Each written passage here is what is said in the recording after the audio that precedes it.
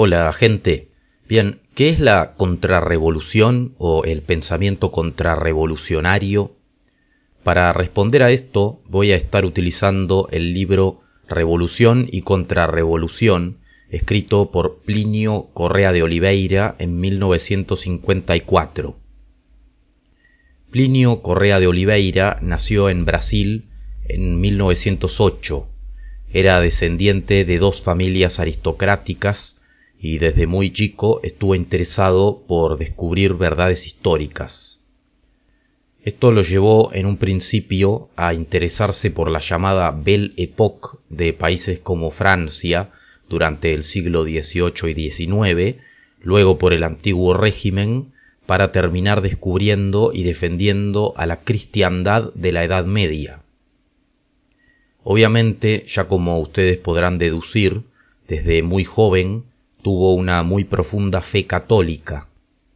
Esto lo llevó a protagonizar diferentes tipos de activismos, algunos de ellos bastante exitosos, ya sea la formación de la Liga Electoral Católica, su llegada a diputado siendo muy joven, la fundación del periódico Legionario y luego de otro llamado Catolicismo, o la creación de agrupaciones que reciben el nombre de TFPs, Tradición, Familia y Propiedad, en distintos países. Esos son algunos de los logros que podrían ser mencionados. Sería posible decir que uno de los objetivos que se planteaba el autor, ya sea con estos activismos o con el propio libro, era motivar la incursión de católicos en política, contrarrestando a las distintas corrientes equivocadas que se extendían a través de nuestros países. En el fondo, su auténtico objetivo era la restauración de la civilización cristiana. Bien, lo primero que hay que entender para llegar al concepto de la contrarrevolución es a la propia revolución en sí. Lo más básico de la revolución sería, según este autor, que es una corriente compuesta por varios movimientos, los cuales, si bien difieren en aspectos superficiales entre sí, todos compartirían la característica de ser contrarios al cristianismo, más concretamente a la Iglesia Católica. Así, en un principio podrían ser nombradas las tres grandes revoluciones de la historia de Occidente: la pseudo-reforma, la Revolución Francesa y el comunismo. Y derivados de estas revoluciones se mencionan movimientos y pensamientos derivados como, por ejemplo, socialismo, liberalismo, liturgicismo, maritenismo y tantos otros ismos. Según Plinio, el origen de todas estas corrientes tenía un punto en común, el cual era el orgullo, ya que éste genera el odio a toda superioridad. De ahí es que, por ejemplo, habría ocurrido el fenómeno que el autor llama el triunfo del igualitarismo, refiriéndose así a la Revolución Francesa. Pero en el fondo todos estos sucesos, ya sea lo que ocurrió en Francia, la Reforma o el bolchevismo, fueron, según él, episodios de una sola revolución. Por lo tanto, agrega, no se trata de un conjunto de crisis. Todo saldría de una misma raíz, por lo tanto los distintos episodios son parte de una sola y única revolución mundial que va metamorfoseándose según la ocasión. Si tomamos ese punto como partida, entonces tenemos tres episodios que tendrían una misma raíz, en los cuales el primero, que según Plinio fue el más profundo, dio paso a las pasiones desenfrenadas, que a medida que se satisfacen, crecen en intensidad. El segundo pasó al terreno ideológico, que, desanclado de una base firme, generó una cantidad incontable de doctrinas y utopías. Y el tercero se movió en el campo de los hechos, preocupado sobre todo por cambiar las condiciones materiales o económicas. Muchas veces estos episodios ocurrieron a través de activismos cruentos y así se dieron paso las unas a las otras, con el objetivo de modificar las instituciones y ponerlas a funcionar a su favor. Plinio encuentra, por ejemplo, que es en el protestantismo donde algunas sectas le darían forma a parte del republicanismo moderno, además de que en ese momento comenzó un tipo de política deísta que luego derivaría en el actual ateísmo. También se dejan en claro los puntos de vista alrededor de etapas que pueden tener gobiernos más autoritarios. Este modelo, dice Plinio, no es revolucionario ni contrarrevolucionario. En todo caso, depende de las circunstancias.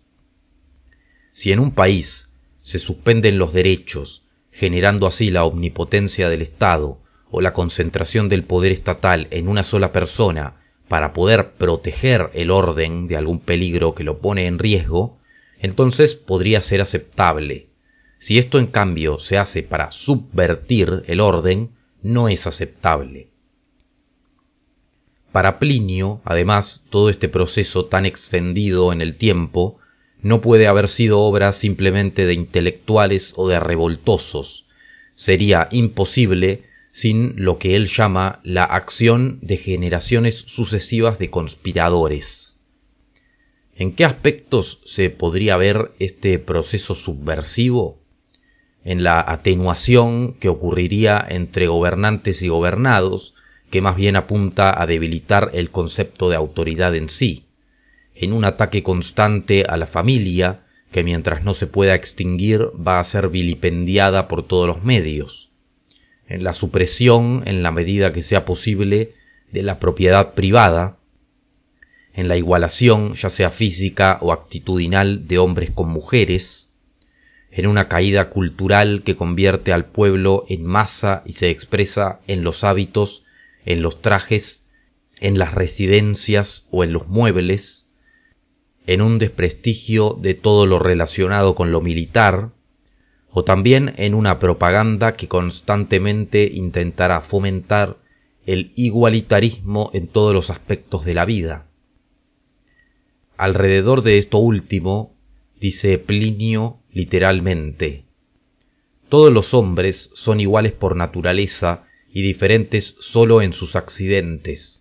Los derechos que les vienen del simple hecho de ser hombres son iguales para todos: derecho a la vida, a la honra, a condiciones de existencia suficientes, al trabajo y pues a la propiedad, a la constitución de una familia y sobre todo al conocimiento y práctica de la verdadera religión, y las desigualdades que atenten contra esos derechos son contrarias al orden de la providencia. Sin embargo, dentro de estos límites, las desigualdades provenientes de accidentes como la virtud, el talento, la belleza, la fuerza, la familia, la tradición, etc., son justas y conformes al orden del universo. El objetivo final de todo esto sería llegar a un estado de cosas en el que la completa libertad coexista con la plena igualdad, un mundo sin desigualdades sociales ni económicas, dirigido por la ciencia y por la técnica, por la propaganda y por la psicología, donde está totalmente ausente lo sobrenatural.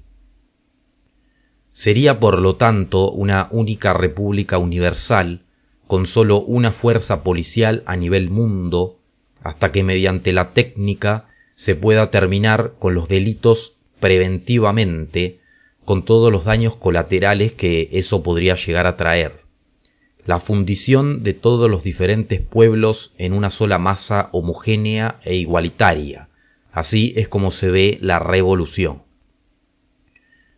Por cómo se expresa el proceso, a veces con revoluciones como la francesa o a veces con revoluciones como la bolchevique, queda claro, según el autor, que es un mismo proceso, al mismo tiempo socialista y liberal.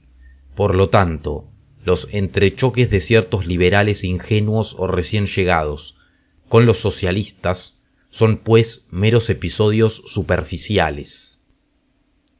Se preguntarán entonces ustedes, después de hacer este repaso, ¿qué es la contrarrevolución? Bien, en las propias palabras del autor, la contrarrevolución es la restauración del orden.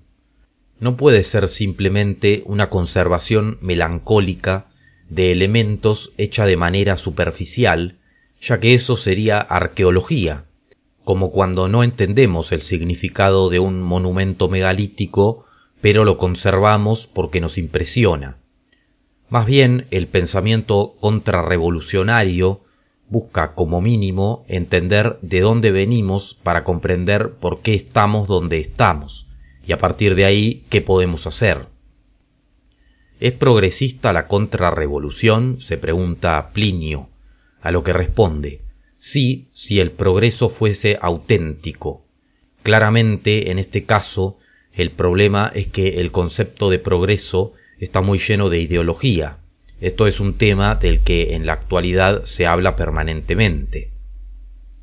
Y si bien la persona contrarrevolucionaria busca definiciones exactas y firmes, no necesariamente se tiene que limitar simplemente a fuentes científicas o académicas, especialmente porque en su intención de comprender las sanas características locales que lo precedieron y que lo determinan, puede que tenga que observar los aspectos más simples de la vida. De hecho, esto también está relacionado con el tema de no apoyar a ningún nivel socioeconómico en particular, ni se pretende ser un elitista que cree que con la riqueza viene la inteligencia, ni tampoco romantizar la carencia. A la hora de compartir las ideas, con medios de los más modestos, dice Plinio, se pueden alcanzar resultados muy apreciables. Lo que el autor le pide a la persona contrarrevolucionaria es que sea consecuente, porque si, como todo ser humano, busca algo de paz, realización, verdad o felicidad para sí mismo y sus semejantes, intentará gravitar alrededor de unos ideales que son precisamente los que se están buscando destruir. Lo consecuente, en ese caso, sería tomar posición en contra de ese proceso destructivo, casi como un imperativo moral. De ahí que si el proceso destructivo es la revolución, su opuesto defensivo y constructivo es la contrarrevolución. Bien, algunas conclusiones.